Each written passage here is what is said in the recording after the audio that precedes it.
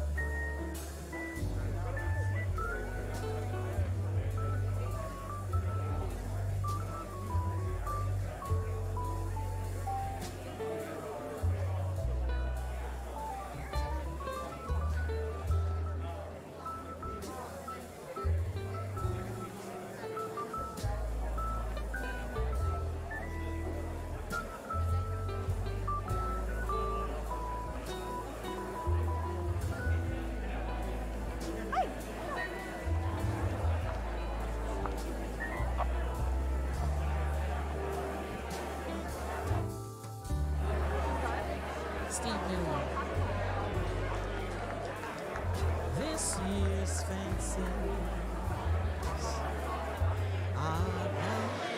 Thank you for joining us at the Edlis Neeson Theater at the MCA Chicago. This is a friendly reminder that masks are required in the theater at all time. Thank you so much. The program will be beginning shortly. this my heart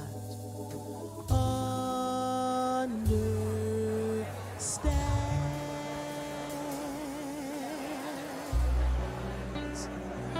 I'm old-fashioned, and I don't mind it. That's how I want to be. As long as you agree to stay.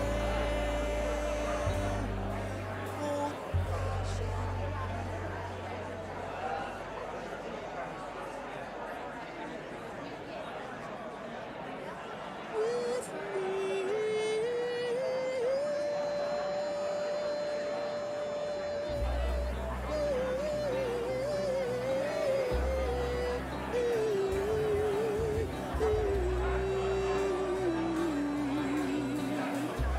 oh, stay old-fashioned with me. Old-fashioned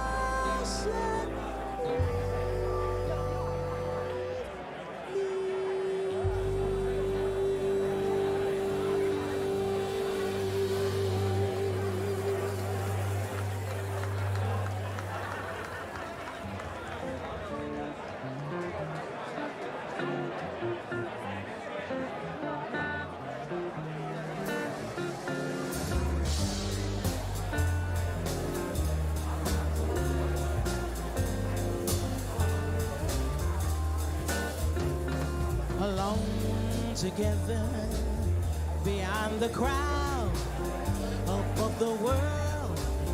We're not too proud to cling together. We're strong as long as we're together.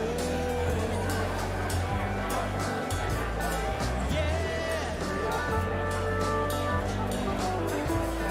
Alone together, the blinding rain, the starless nights. We're not in vain, for we're together. And what is there to be together?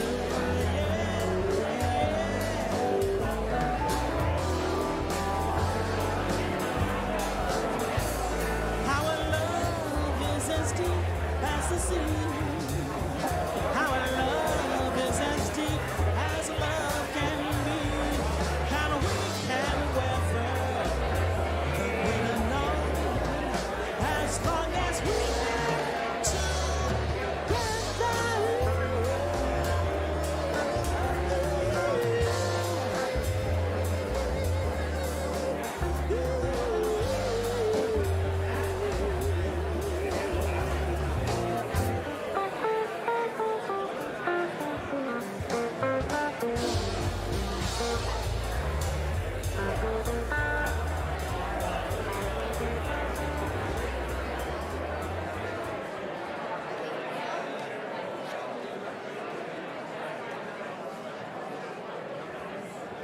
Tell me when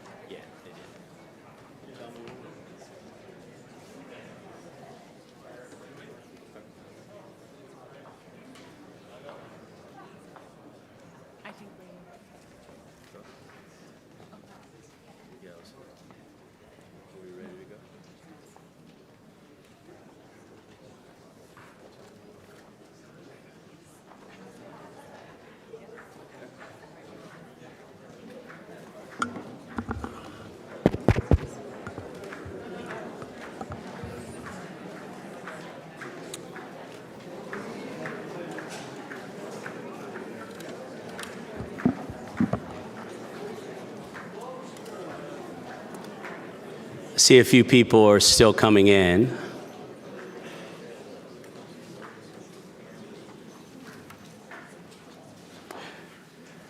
Good evening. My name is Craig Huffman. I am the co-founder and CEO of MetroEdge Development Partners. Welcome to College Possible's third annual benefit. I'm also a proud College Possible Chicago board member. It's my privilege to kick off our program tonight, where tonight we're going to celebrate College Possible's 6.5 years in Chicago, while we also honor 4 incredible leaders, the Levies and the Trotts. But before I go any further, I want to thank everyone that has worked to make this evening a success. Our board, our co-chairs, the host committee, our sponsors, and of course, the College Possible staff. If we can take a moment and give a loud round of applause for everyone.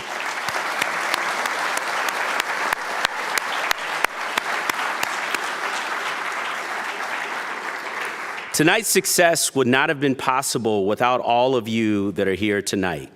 Your efforts are removing barriers so that our youth can attend and graduate from college. Thank you for all of your support again. I also want to take a moment to thank our students who are here with us tonight. Yes, applause.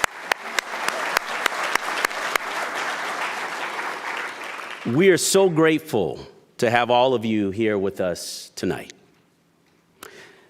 Today, only 20% of Chicago Public School students will go on to attend college and graduate with a bachelor's degree. That means annually, 20,000 students are not earning a degree, not because they do not have the ability or desire to, but because they lack the support and the resources to attend and finish college. This is not only a moral issue, but it's also an economic issue. And it's what fuels the work of College Possible. This is one of the main reasons I joined the board of College Possible Chicago nearly 6 years ago. I deeply believe at a time when it seems that we are more divided than united, that we need to come together as a city and quite frankly as a nation to ensure that a low-income zip code does not define the ability for a limited number of students to access a quality education and eventually a career. College Possible has an innovative and proven model that achieves top of its field results. Our students get into and graduate at 3 times the rate of their peers. And while our results are inspiring, it's not really about us. College Possible supports students by tapping into the natural grit and determination that already exists in each and every one of them. College Possible adds some key ingredients, human and financial resources, to help each student map a pathway to success. But ultimately, they're in the driver's seat. We're supporting that effort. So we have a great program tonight. I won't go much longer, but I will say after a short video, you'll hear from Christine Porman, the executive director. You'll also hear from a College Possible student, our incredible honorees who are here tonight, and our moderator, Adnan Nisar. Thanks so much for being here, and we hope you enjoy the program. Thank you.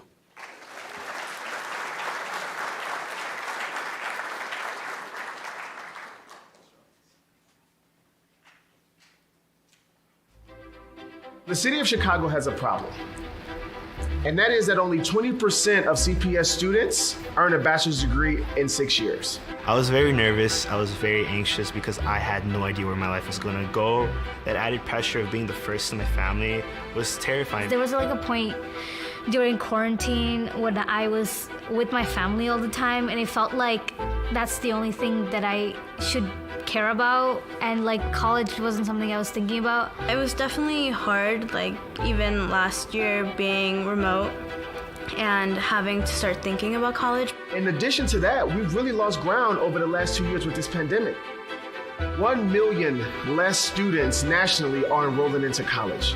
What I really appreciate about College Possible is their approach to engaging with students who would be considered to be at risk in high school and instill the confidence in them to not only graduate from high school but move on to college. And they don't stop there. They walk alongside students throughout their 4-year trajectory towards completion. We come from similar backgrounds, so I think you've been able to give me perspective on things that really no one else in my family can give me. College Possible provides a unique tool of one individual whose sole job is to care about you. And I think that the students really benefit from that. Well, our coaches motivate us because there's so many people that can bring you down, even your parents. I see kids in my classes that aren't in College Possible and they're so far behind. I don't think I would be where I'm at if it wasn't for you. Like, you really do help me. I have 100% confidence that you will be successful, right? I know, because you keep pushing. You pushed it on me. To me, college is a way to be more successful and have better opportunities. Bright future, not only for myself, but also for my family. This work is critical. A college degree is still the fastest way to economic mobility. And that is exactly what this city needs. So we have to come together and support our young people on this journey. I'm here, I made it, and there's so much more that I could do because the possibilities are infinite. Congratulations. Thank you. Thank you.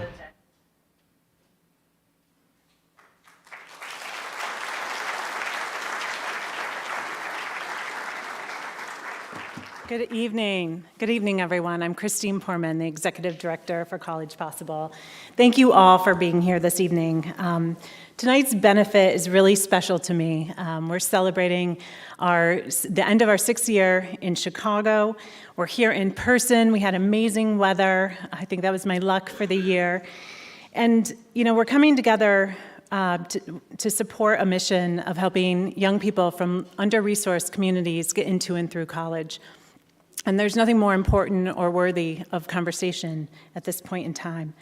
We're also honoring 2 couples who are absolutely extraordinary in every way.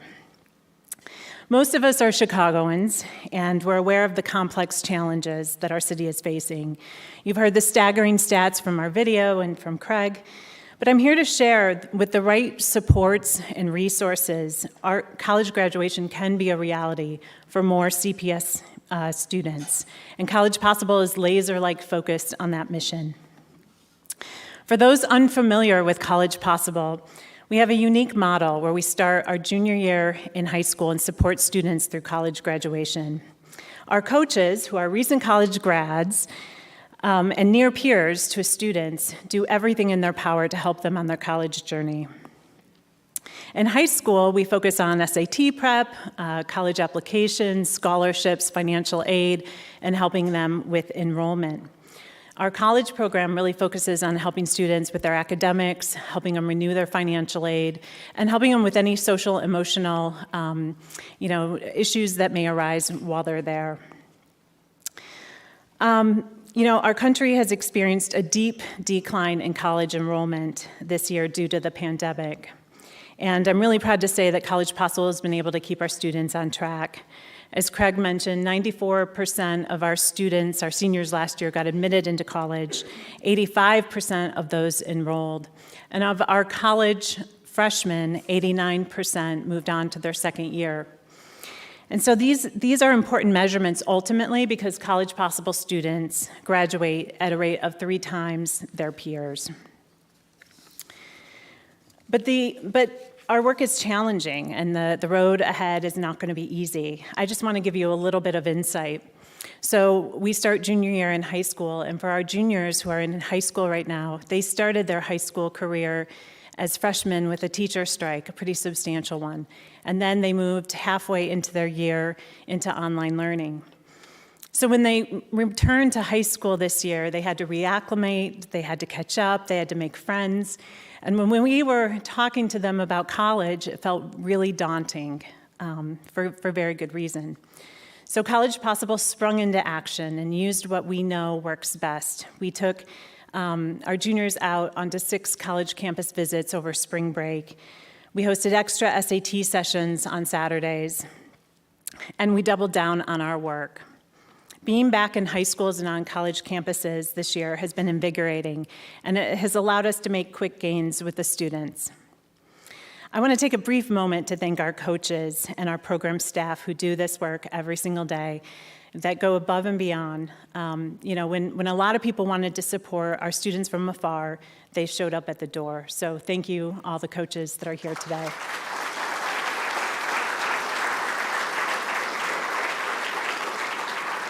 So speaking of showing up at the door, 20 years ago, I met Carol and Larry Levy, who became instant mentors, friends, and donors. So when I started College Possible Chicago, I knocked on their door, and they took a risk. They invested in College Possible. Carol joined the board, and they have been incredible supporters ever since. Being 2 entrepreneurs, they move at lightning speed. They're quick to answer my calls, and they help me strategize and make things happen, like this benefit. They gave me the confidence that we could build something really great in Chicago, and indeed we have. While the Trotts are newer friends, I've admired them from afar. Their passion and conviction to help support students from rural communities get into and through college is so noble, and those are students that are often overlooked. They build a program around this called Rooted, and we'll hear more about that this evening. So, with the extraordinary support of the Levys, the Trotts, our board, all of you, students, can I get a drum roll? We didn't practice this. Good, all right. We have raised over $1.3 million this evening.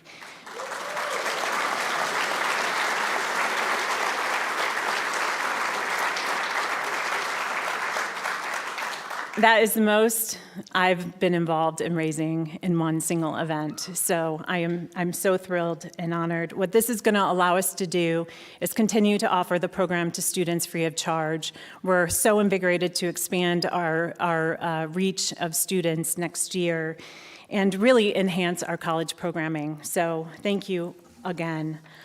Lastly, I wanted to just wrap up by thanking the College Possible team. We're a small but mighty team, and the development team really went above and beyond today to pull this off. Jessica and Karen and Audrey, thank you for planning this wonderful benefit.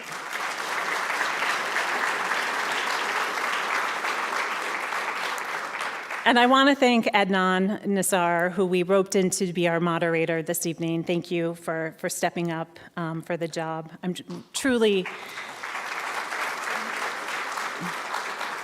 I'm truly grateful to have such a wonderful team and community, and have such wonderful Chicagoans that really get behind our young people. So thank you all. So next, I get to introduce Miguel Aj, who is an impressive College Possible student who just graduated last weekend from Bradley University. Miguel is going to share a little bit about his journey into and through college. So thank you all.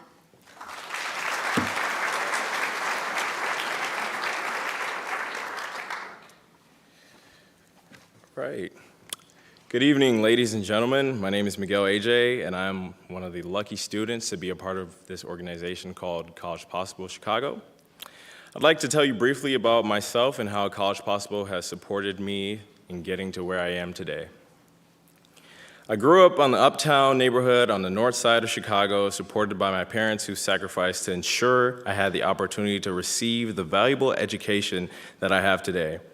I attended Chicago Public Schools, and although the district struggles with under-resourced communities, adequate funding, and supporting students from my background and demographic, I always made the most of the opportunities and resources around me. I was determined to succeed, and this determination was critical to overcome the challenges and bring me to where I am today. I experienced one of those challenges in the 7th grade. That year, I suffered a death from a family member, which hit me hard. I struggled to focus on school and at the time had no idea how important those grades for 7th grade year would be for selective enrollment slots. I rebounded for a stellar 8th grade year and ended up going to Lakeview High School, which was not a bad option for me because it wasn't too far from home. The transition was challenging, and I ended up finishing my freshman year with a cumulative GPA of 2.7 and was even kicked off the track and field team. But I was determined to do better and focus on my future. I vividly remember attending an informational meeting in the auditorium for College Possible, and I was instantly sold because my parents always dreamed of me going to college, and I knew I wanted to be the first in my family to do so. I had applied for the program and met my first College Possible coach, Anwin, an upbeat, kind-hearted individual and recent graduate of the University of Illinois, Urbana-Champaign. Anwin and I would spend the next 2 years prepping for my transition to college. It was during my AP US History class my junior year where it dawned on me that I enjoyed writing and speaking, and I combined that passion with sports and decided that I was going to pursue sports journalism as my career path. Then came summer 2017. I remember it like it was yesterday. Got an email from the undergrad office saying that you now could submit applications for fall of 2018. I asked my coach, Anwin, if I could start applying, and of course she said yes. In total, I completed over 40 college applications and was accepted into the majority of those schools. After careful consideration and soul searching, I decided that I was going to commit to Bradley University and majored in sports communications. By the way, I ended up raising my GPA that year and finished high school with a 3.91 GPA, ranked 70 out of 320 with multiple honors.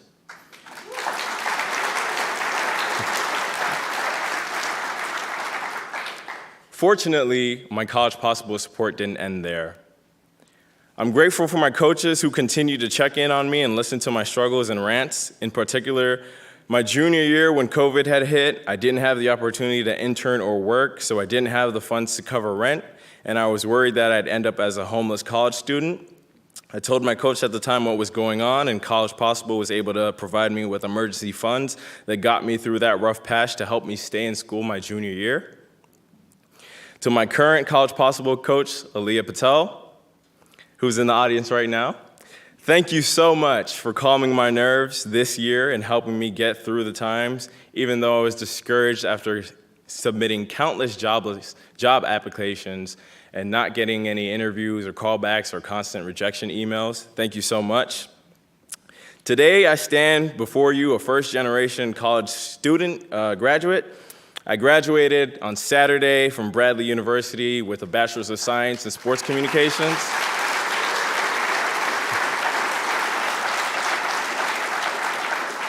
Also minored in journalism and was also a Division I student athlete at the same time.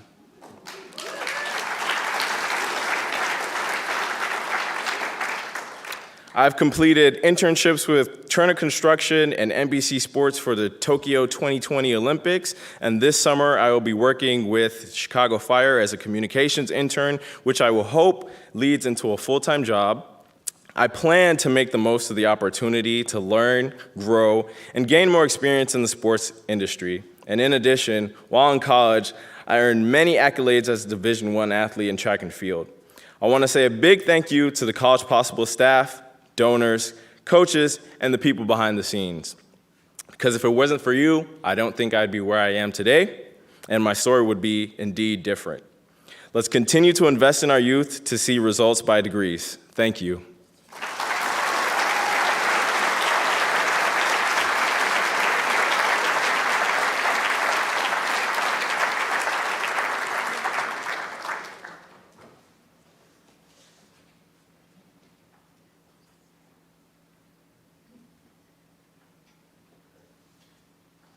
What a special night. First of all, I want to apologize that Janet and I can't be here in person to honor the Levies and to honor the Trotts. Larry and Carol and Janet and I go back 41 years. We've grown up together. We've seen our families grow up together. We've worked together, invested together, failed together, and succeeded together as a couple and as very, very close personal friends. The Trotts and I go back about 25 years. Well, Larry and I are a little bit older than Byron, so that explains that. But what a blessing in our life to know both families and to watch their leadership in the city of Chicago. Their entrepreneurial philanthropy has always left an outstanding impression with the Chicago community and with me. It's never just giving money, it's giving time, energy, and insight with a specific objective in mind. They're special people. They work as a team, yet they also do their individual thing. Tina and Carol are equal partners in their family philanthropy. I wish that Janet and I could be here. Larry, Carol, Tina, Byron, warmest congratulations on this wonderfully well-deserved continuing journey on supporting education for so many people that can use your assistance.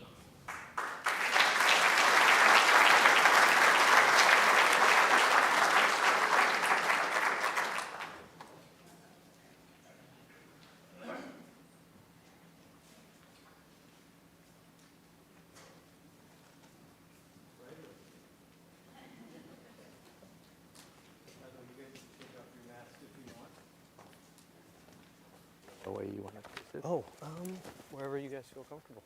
Why don't you sit in the middle, Carol? Okay. There we go there. Okay. Okay. Can everyone hear me? Kind of. Okay. There we go. I can hear myself. There we go. Well, thank you all for being here. I think, as you heard, Adnan Nassar, I'm a partner at the Vistra Group, where I co-head our education and investing. It's an honor to be here. It's an honor to honor the honorees. And most importantly for me, it's an honor to be on the stage with the College Possible students. Your grit and determination is very inspiring, and we're proud to continue to support you and the coaches and the organization. So let's jump in. We were talking earlier about the philanthropy and the emphasis on education. It'd be interesting for me and hopefully everyone else just to understand why have the three or the four of you been so focused on supporting education, just the backstory, and maybe weave in a little bit of when you think about your time, your energy, your money, what are the outcomes that you're trying to improve in the education landscape? Yeah. Go ahead, yeah. Okay. We're trying to make the world a fairer place and to get equal opportunity. Education was life-changing for me. Neither one of my parents went to college. My dad dropped out of school in 9th grade to support his family. He was the oldest of 4 brothers. And somehow they always told me I was going to college. So I was the first to go, and they were totally supportive, and I had them as mentors, and it was great. Wonderful. I have kind of a different story. My father was from an area near Belarus, and he came here when he was 12 years old without any money. It's the classic story of the immigrant family, and he decided, he didn't speak any English. He decided to learn English at the same time as he put himself through medical school. He studied in closets because that's the only place he could study. He peddled fruit at night to put himself through medical school. And I remember as a child sitting in the car as he went and took care of very poor people who paid him in eggs. And he charged $7 for a visit. So he grew up, he raised us with the idea that academic success and going on to and getting a good education really it was the most critical thing for us. And he raised me and my brother very differently from the way he grew up, but with those values. First, Tina wants to send both her well wishes and regrets. My wife of 32 years, the mother of our 3 children, and partner in philanthropy and pretty much everything we do. But she had some heart surgery several weeks ago and is on a great recovery track, but is unable to be here tonight. So I'm going to answer twice for us, every time we ask a question. Like Carol and Larry, my family is very poor family. We didn't have, my father graduated from Hollister High School in Missouri, enlisted in the Army in 1944. The next day, he was fighting in the Battle of the Bulge.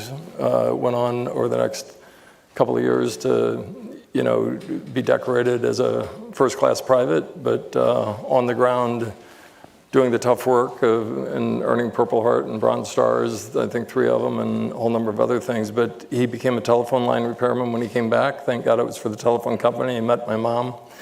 They were married, and but from rural Missouri. Neither one of them went to college, but they were determined that their kids would. I had 3 older sisters, all very smart, and kept me on the straight and narrow, and really ended up coming here to University of Chicago because of a dare from one of my sisters.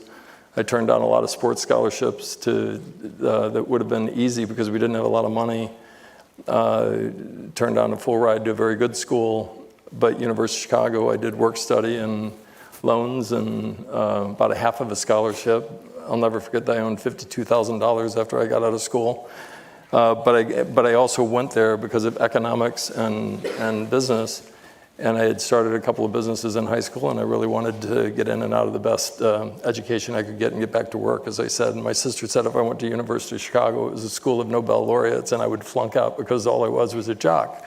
But outside of that, it did work, and she's glad I was successful and made it through school.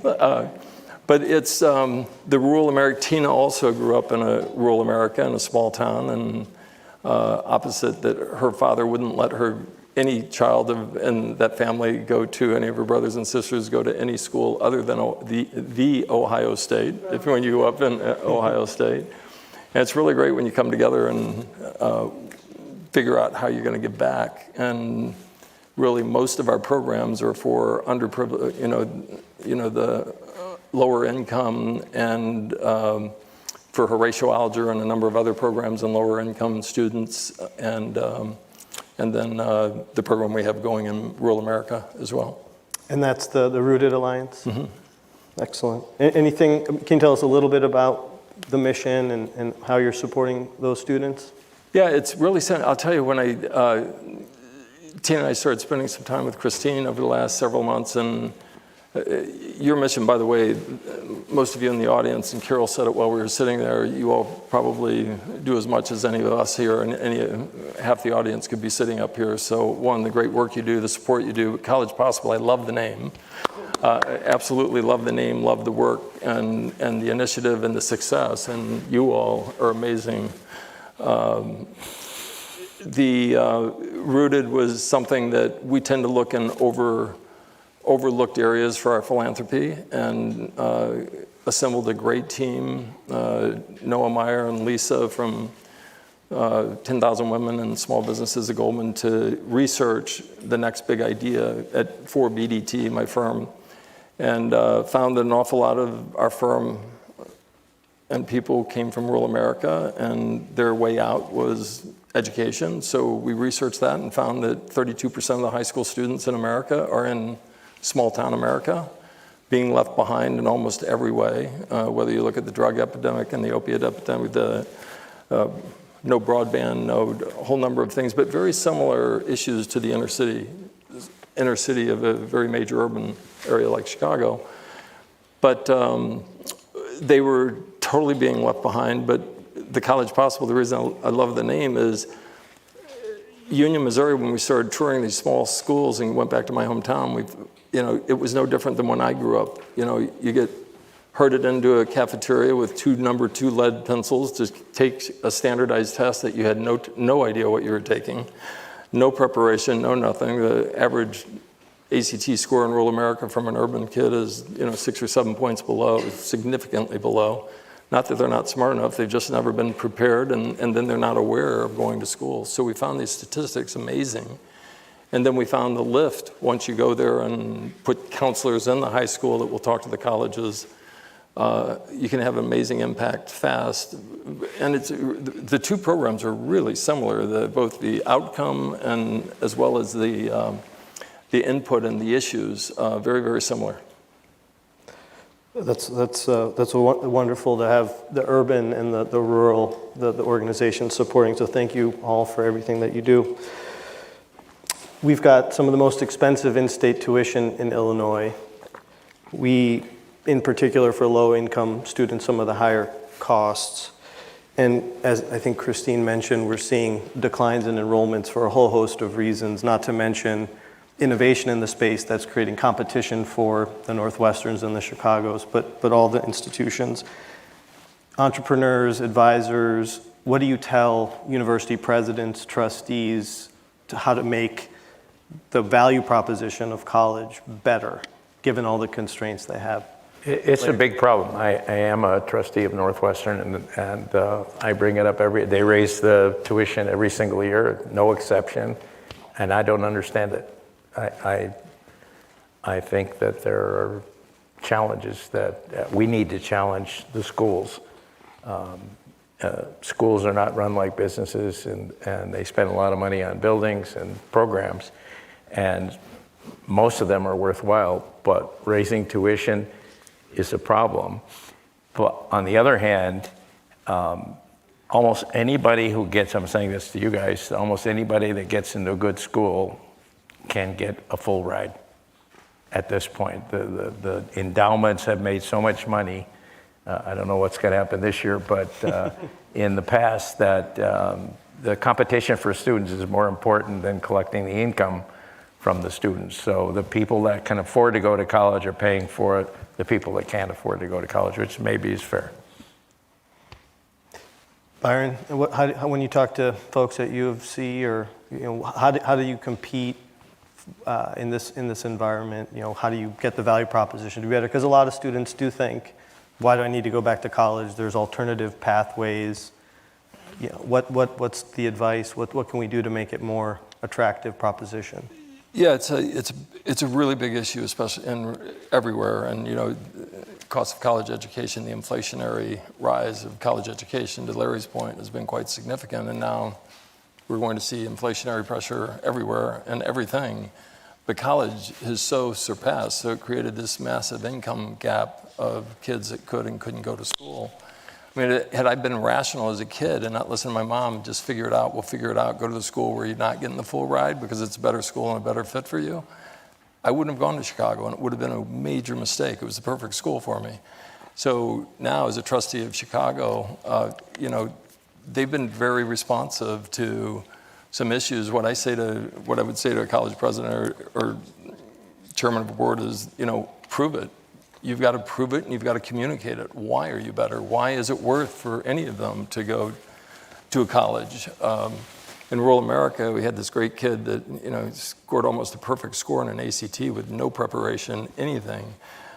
He just is finishing up at University of Chicago. This was in our first class, and I asked him what he was going to do. This was his end of his junior year when I visited the school. And he says, "I've got a really good job, and I'm going to stay where I am." I said, "Where is it?" And he said, "I'm working for Lowe's, making $14 an hour." And I literally was floored and said, and he had no idea. Everybody in that small town had convinced him that he had to stay there, and that the opportunity was not there. So I think what you all do, raise awareness, preparedness, make sure they understand the opportunity. If I'm a president of a university, I say prove it, make it worth their while, and know it. A lot of these great schools, there are a lot of great schools out there that provide a great education, but they don't provide jobs, they don't provide internships, they don't provide connectivity for career placement, they don't provide career counseling. Years from what you can do online or whatever. The elite or the top 100 will probably be okay, but it's going to be a tough road as a school because you guys have a lot of opportunities to learn in a lot of different ways now. And so I'd get pretty serious if I were president of a university to make darn sure that I was differentiated and could attract them, and that they were getting jobs while they were there and jobs after we were there, along with great education. Makes a lot of sense. Carol, did you want to? I wanted to say, when I was young, I went to Smith College, and then I transferred to Northwestern University. But I was a liberal arts major, and I think today, if I was telling my children or grandchildren or other kids, have a career path, so that, like I see my brother's granddaughter is just graduating college and has a really great job, which will pay for loans and everything as an electrical engineer. She knew exactly what, she had a path that worked for her. And I think that's one of the things that's changed. It's great to have a great liberal arts education and know a lot about a lot of things, but I think in today's world, I think the universities have to be more practical in really directing the kids to something very specific that they can graduate and be able to pay off their loans and get good jobs where they have specific skills. I'm glad you said that. I feel the same way, but sometimes it's a controversial thing to say. Yeah. It is a controversial thing. Northwestern, by the way, does all the things that Byron said that schools are not doing these days. They do. This is just competition, though. No. I don't think he was talking No, about they happen to be two of the schools that do it well. Yeah, that's right. Because you guys they are do trusted. career pathing, they do internships, if a kid is there on scholarship and the class is doing something that's extra money, they provide the extra money. They're very conscious of equality and career path. In the last 4 months, I've received calls from 4 different presidents of Ivy League universities or deans of Ivy League universities. My chief of staff today saw the one that came in today asking about this career program that we started 25 years ago at University of Chicago. It's 25 years later. I mean, my God. Yeah. And 4,000 kids got internships this year out of a student body of 6,200.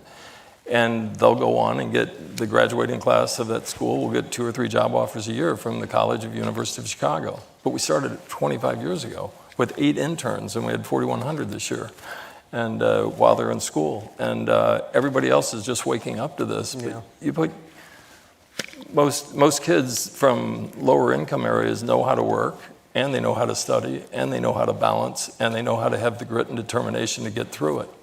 And so it gets back to the universities having to provide something that's worth it to go to. Well, go ahead. I was going to say, by the way, all of you out there, which I know we have done and you have probably done too, any of you who have good internships for any of these kids would be really, really appreciated by College Possible and by the students themselves.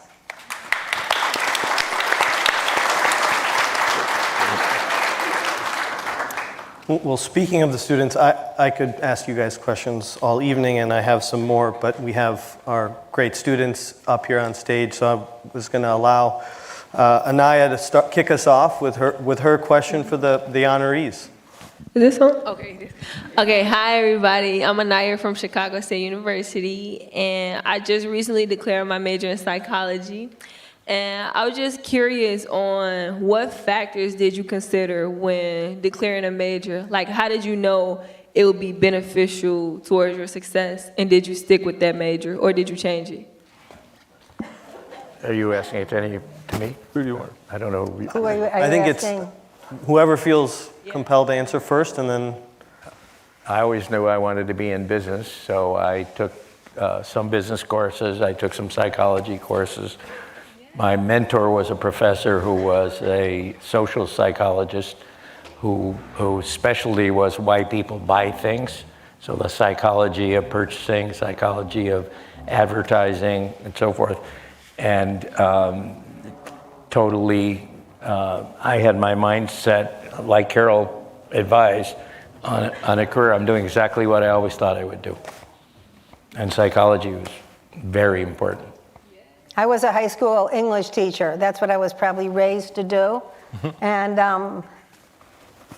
I did that for a while, but I changed careers. I think whatever you do, you're not locked into. I think that Larry has always said to our children, let people know who you are. Let people know what you're about. And opportunities, if you're open about it, opportunities come up to you. And I have had many careers. You get old enough, you can have a lot of careers. But coming from being a high school English teacher for 37 years, I was the co-owner of Material Possessions. Peggy Swartz, I'll give a little credit there to Material Possessions. That's what I did for a long time, which was far different from teaching English. And I was a little bit more like Larry, but I had no idea what I was doing when I went to college, honest to God. I had a couple little businesses in the small town I was in, a lawn mowing business, a little clothing jean shop. And I knew I wanted to get in and out of business, and I knew that I wanted to go to University of Chicago because my sister told me I'd flunk out. But it had a great economics program and still does, but I didn't understand what a liberal arts education was, but I'm really glad that's where I landed because it starts you broad and you narrow over time and learn to debate and discourse, and it was a fantastic experience. But economics was close to business, and it actually taught me in a different way, other than just learning accounting and other things, and learned that later and started taking business school courses while I was in college. To Larry and Carol's point, you've got to feel your way around, in my opinion. Leave enough time to try other things while you're in college. Rarely, people switch what they think. You have your last chapter you're leaving and the chapter you're going into, you don't have enough experience to know exactly what your makeup is and what the fit is and what you really like. I think you have to leave room in your course schedule and work and everything to explore a few different things and see if your instincts are right. And so that would be my advice. But I was on I wanted business. I went through an undergrad and grad in 5 years, and I went into business. Well, thank you all for your insight. That was amazing. Thank you. Thanks, Anaya. Our next question is from Angel. So if we can, do you have a microphone? Oh, there we go. Hi, my name is Angel Bruman from Lakeview High School. I will be an incoming freshman at Coe College, where I will be a dual sport athlete for soccer and track and field. I know some of you played sports in college, and I wanted to know, how did you balance playing sports and still managing the academic workload while still trying to have fun? Having fun? I'll start with that. I played baseball and football all the way through. Jeff Metcalf was the athletic director, and my sister had scared me so much that I wouldn't have time to do anything but study that when I went there, I decided I wasn't going to play sports, and the athletic director showed up in my dorm room about 3 days after I arrived and said, if you don't play, you will not come back after Thanksgiving.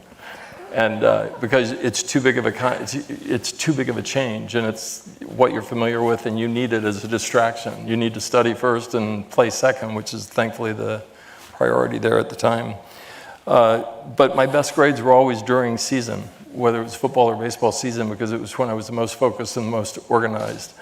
And you do have to sacrifice a little time with your friends and not go to quite as many fun things that they went to. I had my hiding place in the library that nobody could find me because my friends would try to get me to go out and not study as much, and knew I couldn't because I was playing sports and I was doing both. But it was for me, it was perfect. It was absolutely perfect. It kept me focused, and you really have to organize your time in a very good, but I would say positive way. Do you feel like playing sports give you an advantage in the work community? Yeah, totally. Gives you determination, everything. It gives you. I'm obviously biased. We're all biased based on our own backgrounds, but I think that the competitive spirit and practice makes perfect, and hard work and the pain threshold and everything about it makes you able to continue to do that in your work life and professional life throughout your career. And the competition is infectious. I mean, you wake up wanting to win every day in school, after school, and it prepares you for it. By the way, I played basketball, so can you imagine? That's back when they had the hoops down at 8 feet. Yeah, nobody ever asked me what position I played. That was going to be my next question. Fernando. Hello. All right. Hello, everyone. My name is Fernando Gonzalez. I am currently majoring in education and currently attending at Dominican University. In addition to College Possible, I know it'd be good to have a career mentor, especially as I finish college next year. I'm curious to ask, who was one of your first mentors, and how did they help you make a career decision? I couldn't understand the question. Mentors. He asked about mentors, first mentors. career decision. Oh, mentors, okay. Go ahead. I have a different, Larry, I know Larry will come out, we'll talk to you about his idea with mentoring, but mentoring is sometimes all of my career things. I've really never had a mentor. Sometimes Larry tried to be my mentor.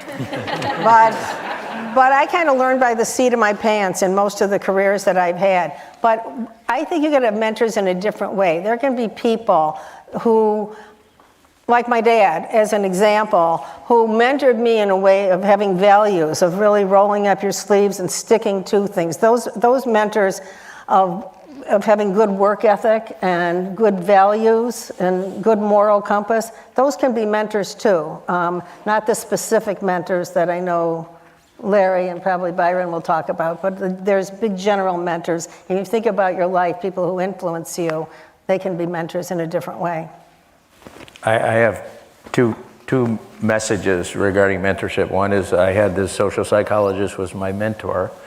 He had no children, and he really took an interest in my career. And a seminal moment in my life was after I got my MBA. I didn't want to work for anyone. I wanted to start my own business. I had all kinds of businesses in college. And I said, I haven't thought of an idea that's professional enough to do it. And I said, what should I do? And he said, you'll have to figure that out. And that was some of the best advice I ever got, and I'm still trying to figure it out because I keep changing and doing different things. But the other thing that I think is worthy of sharing is that early in your career, when you get out of school, the best lessons are what not to do. And my guess is Byron will say he observed the same thing.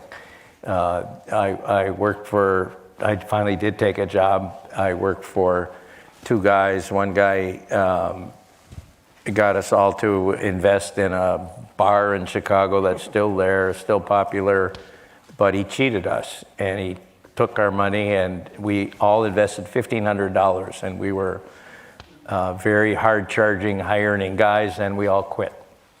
And there's a lesson in that. If you can't trust somebody or respect them, you can't do it. The other partner didn't pay his bills. And what a terrible example for a bunch of young, hard-charging people. And just be observers of what not to do, as well as who to model your personality and career and business style after. I think that's a really important point. Who you hang out with is who you're going to become. And so picking mentorship, I've been blessed I needed a lot of help, so all my life I've had great mentors, but it was always someone that, from coaches, I remember my third grade math teacher who was bringing me sixth grade math books and just believed in me and made me kind of reach a bit and wanted me to do well, and then a seventh grade basketball coach, and then who had really high integrity and really wanted me to succeed. But then when I get to my professional career, I had, went to what I thought was the best firm in the financial world, and a guy named Hank Paulson, became my mentor, but it was because I worked for him and never dropped the ball. So and I literally switched divisions to work for him, because I thought he was an amazing leader, mentor, high integrity, and would go places, and he did. He became the CEO of Goldman Sachs, and I got to follow him up the flagpole. But, and then clients like a Warren Buffett, he's taken 20 years to take the time. I spent 4 hours with him today in Omaha, but take the time to both be a friend, be a client, but be a mentor and teach you what they know. And again, it's one of those things, I think it's incredibly important. And oftentimes students ask me, well, how do I find a mentor?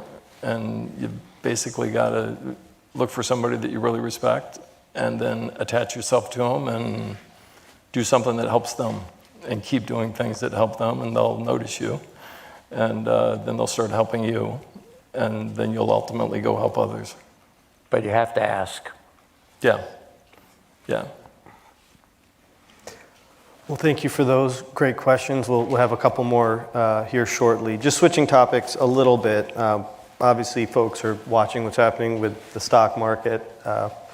We're in a post-pandemic, who knows, I guess, but environment where we're seeing high inflation, tight labor market. Just curious, in your roles, for students that are graduating or going to college, obviously understanding what's going to happen in the labor market. You've got hybrid work.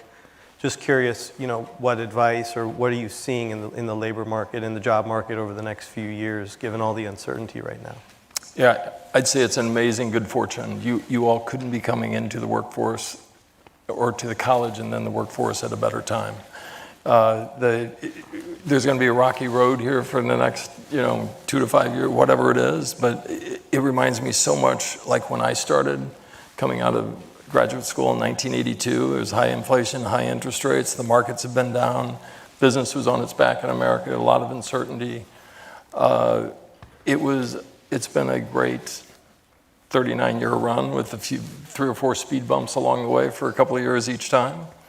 And I really think it will be good for all of you that the world is resetting right now. It's just at the front end of resetting.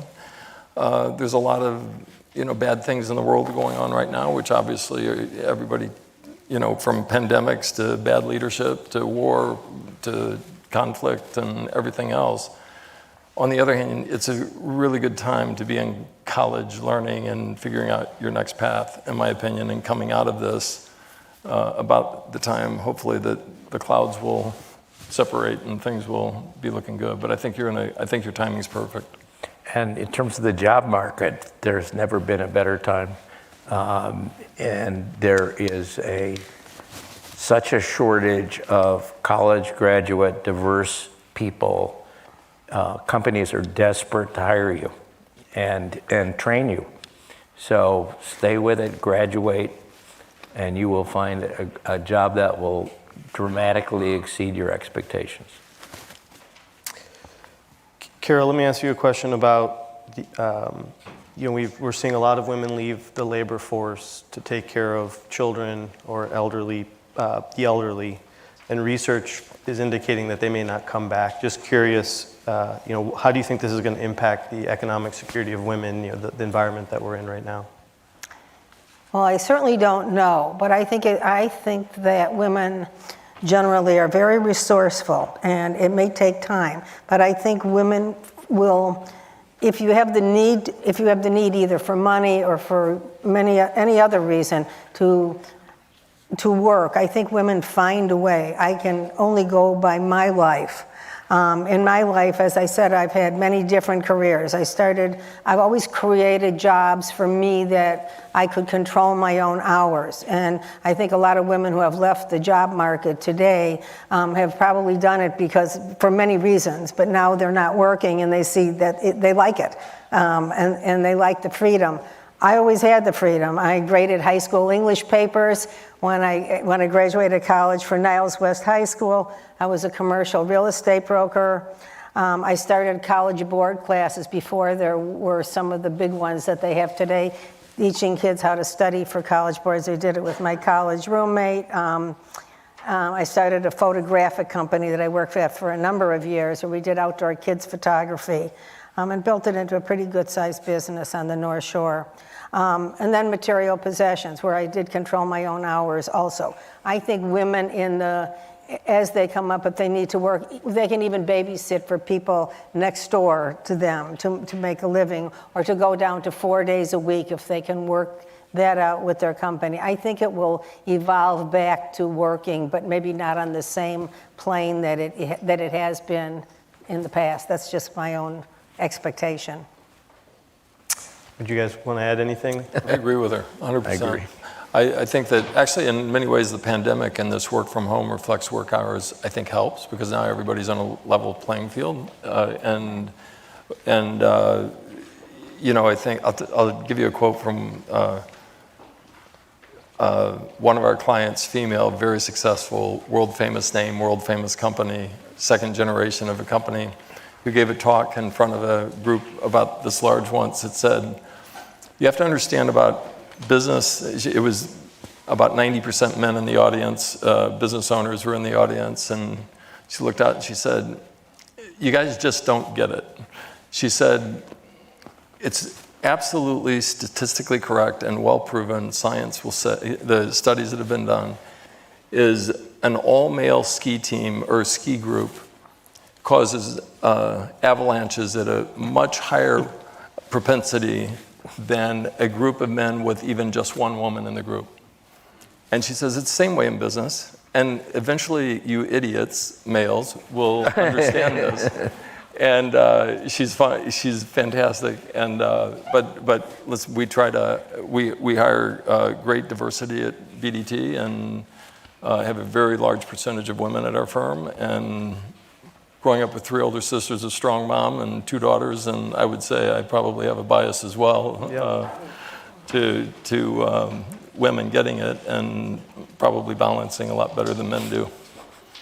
Well, that resonates with me because I have 2 daughters as well. Rashad, you had a question about entering the workforce for the honorees. Yeah, so my name is Rashad Alexander. I'm a rising senior at Marquette University studying journalism.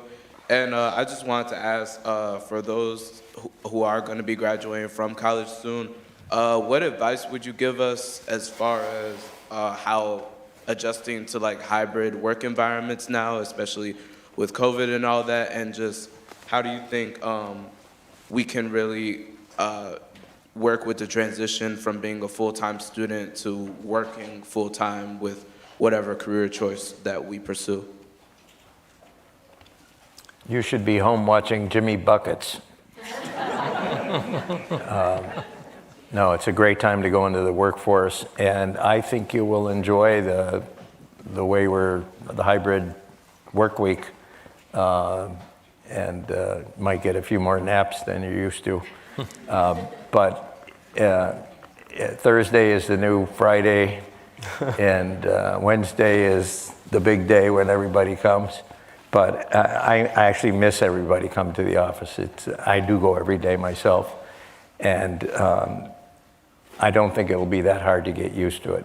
It is a very big transition from college to work, and that you'll be no different than anybody else at any other time.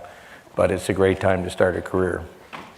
Yeah, and I'd say that the work from home thing, it is challenging though. It's isolation, and hopefully the worst is behind us, and we've figured this pandemic role out for the most part. But the in-person collaboration that you have, especially brand new into the workforce, is really important. So I'd say if you have a choice to go in or stay home, go in. Go in and see your colleagues and learn from them. And if not, if everybody's working from home, it does take a little bit of a special effort to make sure you're connecting in a good way and in a consistent way. So I'd say, but if you have choice, go in. There's not a better place to be than working with your colleagues, and you get probably more mentorship and more oversight and more collaboration, and if you happen to be the only... And more new friends. Yeah. And I think Byron would agree that culture is the single most important thing in a company, and you can't have a culture on Zoom. Yeah. You got to meet everybody. You got to have a beer after work. You got to, get to know their girlfriends, spouses, and so forth. Well, Carol, Daisha has a question about real estate, so I'm going to turn it over to her. Hi everyone, my name is Daisha. I am currently a senior at the University of Illinois at Urbana-Champaign studying agriculture, consumer economics. Mr. and Mrs. Levy, I know you have a lot of experience in different aspects of real estate, including being a broker and investor here in Chicago. I was considering after graduation going to law school, but with my recent internship, it sparked an interest, in real estate. So I just wanted to know, how did you pursue different passions and stay connected to real estate? For me, I think probably, I can answer you. I think Larry can answer you too. Our son Steve, who was in the audience, who is a lawyer and works a lot with my husband in real estate, could answer that too. But they're very intertwined if you want them to be. You could become a lawyer and then work with a real estate company. There are many lawyers who work in real estate companies. I think that And there's also many different areas of real estate. I mean, there's residential real estate, there's commercial real estate. I think it's very easy to intertwine them together if you want to. Larry, how would you answer that? Well, the CEO who replaced me at my food service company is a lawyer, and he practiced law for a while. He was a sports agent, but he got passionate about the food business, and a terrific executive. I think law gives you discipline to do a lot of different things and go a lot of different ways.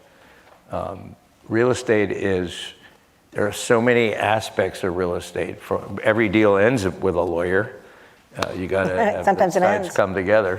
What's that? Sometimes it ends. Yeah, sometimes it ends. Sometimes lawyers kill the deals. Maybe even some of them in the audience. Since I invited some lawyers, I'll have to apologize later. Well, students, thank you so much for the great questions. We have time for one more question. And I guess for those of us that are passionate about supporting these causes in education, Craig mentioned entrepreneurial philanthropy. So just curious, how do you guys think about deploying your dollars and what, how do you bring what you've learned in business to this arena? What we do is we do exactly that. We don't just take something off the shelf and just send a check, or we do that, but that's not in our primary focus. So, it's just like that first internship program 25 years ago, or scholarship at my high school, the Scholar Athlete Award at my high school 40 years ago. Doing something a little bit different than has ever been done before is the way we approach it, and finding those overlooked areas like rural America. When you have 4% of the education dollars going to where 32% of the kids are, there's something wrong, and there's going to be an opportunity. This internship program 25 years ago, it was just, University of Chicago didn't have a career placement office, and that was really a shame for a great education. So it was 15 years after I graduated before I actually Tina and I gave big money, but it was because it resonated, and actually my mentor, Jeff Metcalf, died. The athletic director that convinced me to play sports, otherwise I would have not come back to school, and named it after him, and it was because he got the athletes with good grades job interviews. And that's how you got a job at University of Chicago. If you were there, if you were an athlete, you better get good grades, and then Jeff would get you an interview with one of his former students. He was dean of students of the business school for 20 years. So all those guys had gone on to run companies, guys and gals had gone on to run companies and divisions. So he'd shepherd, a half a dozen of us or a dozen of us through to get interviews. Wouldn't get us jobs, but he'd get us interviews.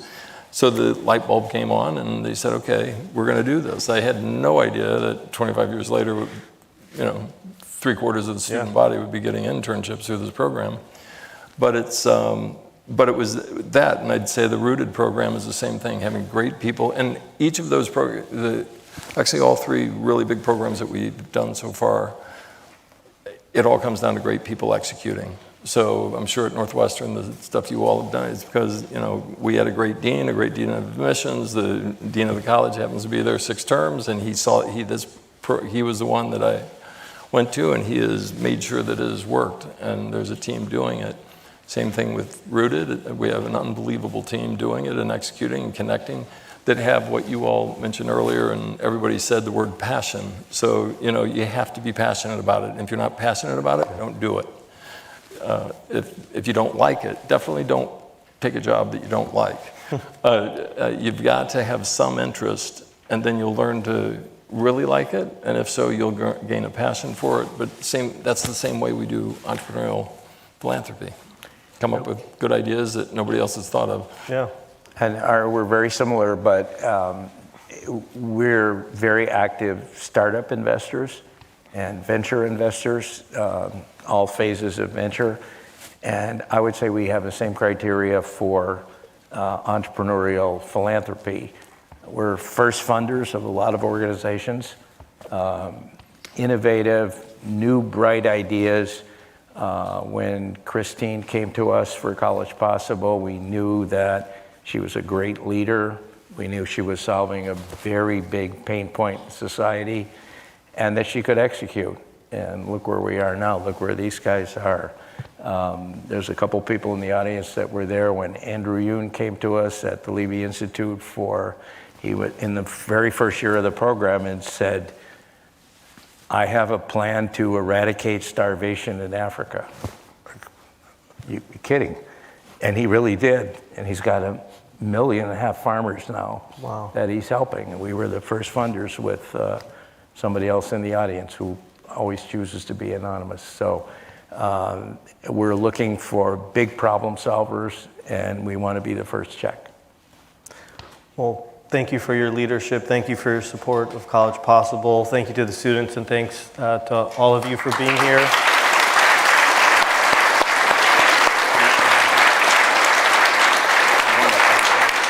Go ahead. And I want to thank our friends that were so generous, and we are really, really appreciative. And you can see why, and why people like Byron support this incredible organization. Well, thank you all again, and this concludes the evening. I just wanted to say thank you to everybody who's here, who's supporting the organization, devoting your resources, your time, your energy. You should have received this card. It was either on your chair when you walked in. If you're more inspired after this evening, encourage you to sign up and help, provide an internship, think entrepreneurially about supporting the students and the community. So thank you all very much, and thanks to the organization.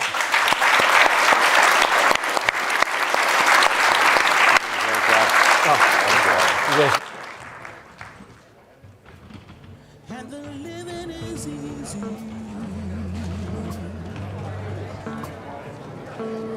Fish are jumping, and the cotton is high.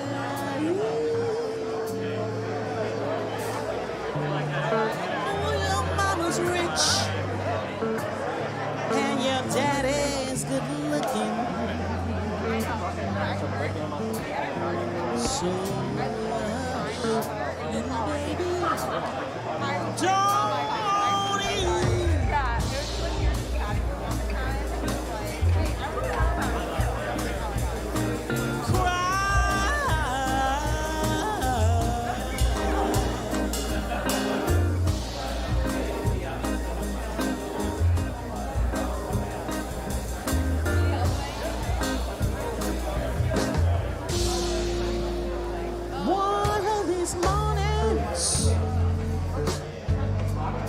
you're gonna rise up the swinging.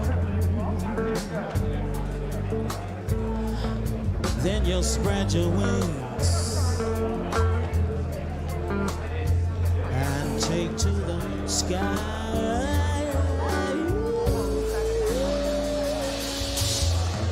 Until that morning, I won't let nobody harm you.